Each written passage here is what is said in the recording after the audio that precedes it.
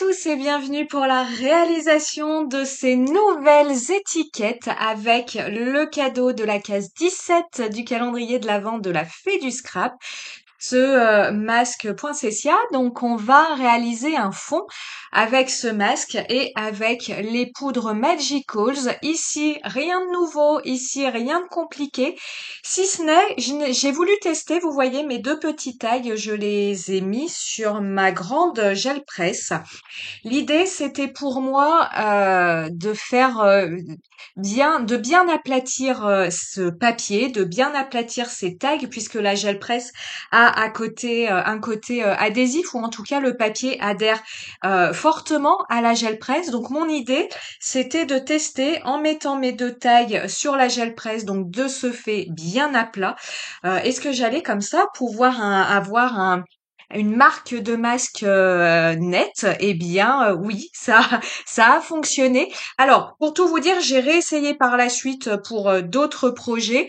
Ce petit truc en plus, on va dire, de mettre son papier sur la gel presse pour qu'il adhère bien, pour que par la suite son pochoir adhère bien et qu'on ait une empreinte bien nette, ça fonctionne bien si tout est quasi neuf. Je m'explique. J'ai refait l'essai avec des masques que j'avais déjà utilisés qui, eux, n'étaient plus tellement bien plats et voilà, ça a pas permis d'adhérer aussi bien que vous l'avez vu en début de vidéo. Mais voilà, ça peut être une idée si vous avez une gel presse, même une toute petite. Moi, j'ai une assez grande, mais vous avez des petites gel presse à 5 qui vont très très bien et que vous faites des petits projets comme ça, comme des petites étiquettes ou des petits timbres. N'hésitez pas à la sortir, ne serait-ce que pour faire bien adhérer votre papier, le mettre bien à plat pour avoir une empreinte bien nette. Vous l'avez vu, j'ai fait deux étiquettes au niveau du fond qui vont se répondre. Une première étiquette où j'ai déposé mon pochoir, la poudre Magicals et j'ai vaporisé de l'eau par-dessus. Et ensuite, j'ai utilisé le pochoir comme tampon pour faire le second fond de mon tag avec le reste finalement de poudre Magicals qui avait adhéré à mon masque au moment de la pulvérisation de l'eau. Voilà. La dernière chose à vous dire, c'est que ce fond de tag, je l'ai travaillé sur du papier aquarelle Florence 200 grammes, du papier lisse, toujours dans l'idée d'utiliser du papier lisse pour avoir une empreinte de pochoir assez nette. Et j'ai utilisé la poudre Magical, c'est le set Totally 80s et c'est la Gag With Me Spoon Grey. Voilà. Je viens maintenant coloriser différents personnages de Shoe and Flowers. C'est la dernière collection qui est sortie, la collection Rêve nordique. Et vous le voyez en haut de l'écran, je ressors, ça y est, elle est en stock chez la Fée du Scrap, ma palette d'aquarelle personnalisée où je vous ai sélectionné 12 godets classiques plus 3 pour vous amuser avec vos couleurs. Voilà, je vous ai sélectionné ces couleurs qui pour moi sont de bonnes couleurs de base à avoir que lorsqu'on veut s'initier à l'aquarelle. Donc ce sont des godets d'aquarelle sennelier et je vais faire l'entièreté de ma colorisation avec ces quelques godets en travaillant mes mélanges tout simplement. Je viens réaliser ma couleur peau comme d'habitude avec un mélange de jaune de Naples foncé et de rouge de quinacridone pour ma couleur peau.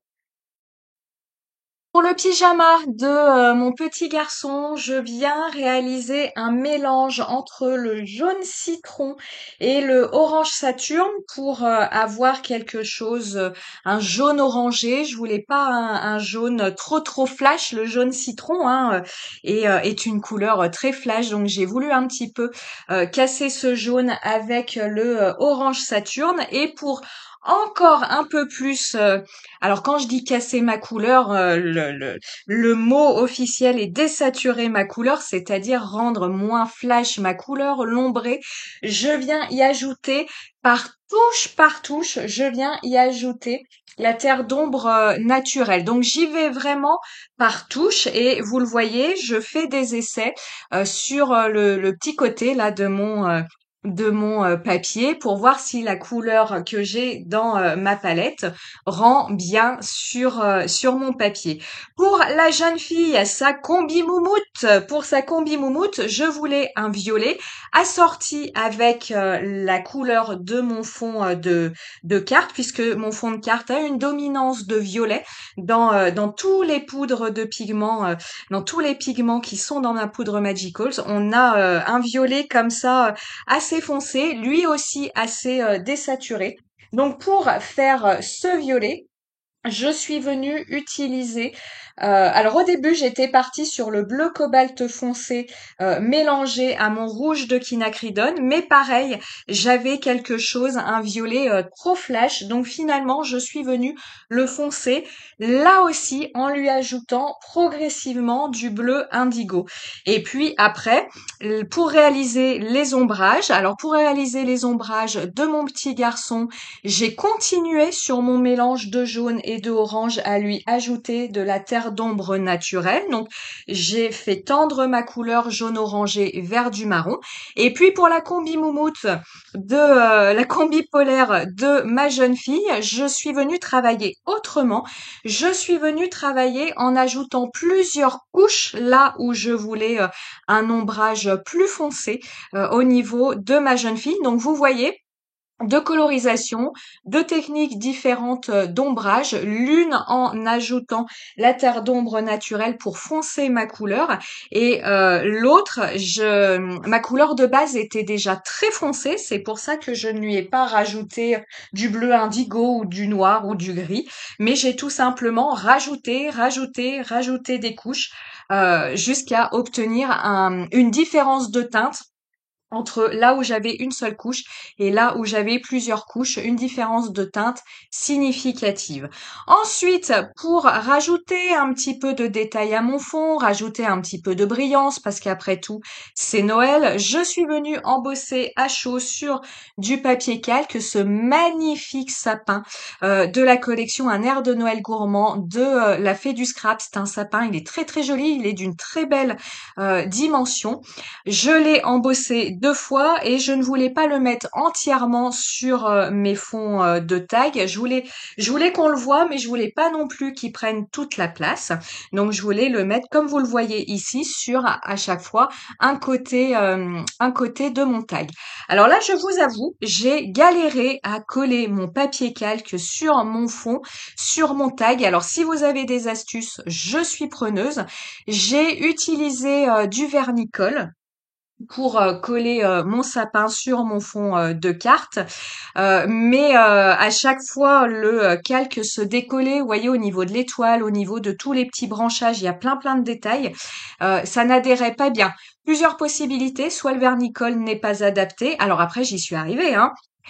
Mais soit le vernicole n'est pas adapté, il y a un meilleur produit. Donc si vous connaissez un meilleur produit, je suis preneuse de vos astuces. Deuxième possibilité, c'est mon vernicole qui n'est pas extraordinaire. Je crois que je l'ai pris. Ah ben je l'ai pas à côté de moi. Mais voilà, soit mon vernicole n'est pas extraordinaire. En tout cas, pour faire adhérer mon sapin à mon fond de carte, j'ai dû mettre mes tailles entre deux livres, monter sur mes livres. Moi, je fais du sport, hein, quand quand je fais mes petites étiquettes, mes petites réalisations. Voilà, pour mettre tout mon poids sur les livres et de fait sur mes tailles. Et ça là, ça a fini par adhérer. Mais je suis sûre qu'il y a des techniques plus simples que cette petite gymnastique personnelle. Je suis venue coller mes petits personnages. Pour la petite fille, je lui ai rajouté des petits cadeaux parce qu'elle était un petit peu perdue là toute seule. Avec son sapin. Le titre En attendant est également issu de la même planche de tampons Shoe and Flowers, de même que, vous voyez, j'ai rajouté, c'est pas un titre, c'était pour un peu texturer mon fond. J'ai été un peu sage, très très sage, très très très ultra méga sage. voilà, je trouvais à chaque fois les petits coins un petit peu vides de mes tags. C'est pour ça que j'ai rajouté tout ça. Et vous voyez mes petites étiquettes, hein, je suis venue les embosser avec une poudre transparente à paillettes. Ça, voilà, je trouve ça un petit peu plus fun. Et puis après tout, ça rajoute de la paillette assez facilement. Vous le voyez à l'écran, hein, ma poudre Magicals est très très très nacrée. Elle est vraiment superbe. C'est l'une de mes préférées. Voilà, on arrive à la fin de cette vidéo. J'espère qu'elle vous a plu et moi je vous dis à très bientôt. Ciao ciao.